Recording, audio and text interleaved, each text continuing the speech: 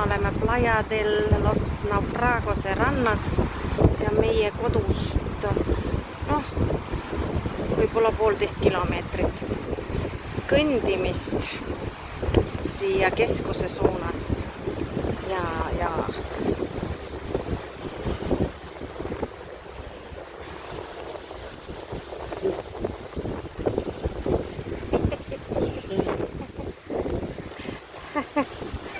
tippa. Ja siis käisime poest ka läbi. Ostsime siis, näita mitä me ostimme. Anna se pullo tänne. Laita tänne.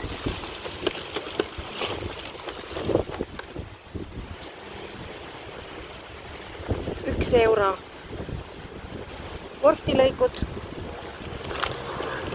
Siis €1 vahvlit.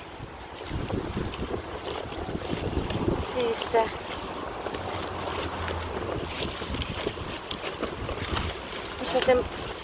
siis €1 gaseeritud vesi. Tääkin oli €1, eikö? Ja tavallinen vesi. Ja siis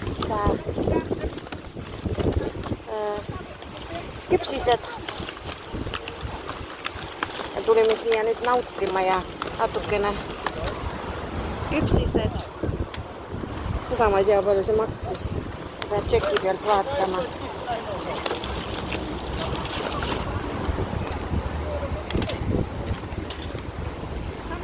€2.03.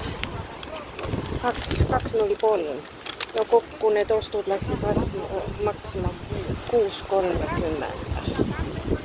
Niin. Siinä on võimalik, kui sa oled penskar, siis sa naudid nendest headest päevadest ja täna on siin juba 21 kraadi.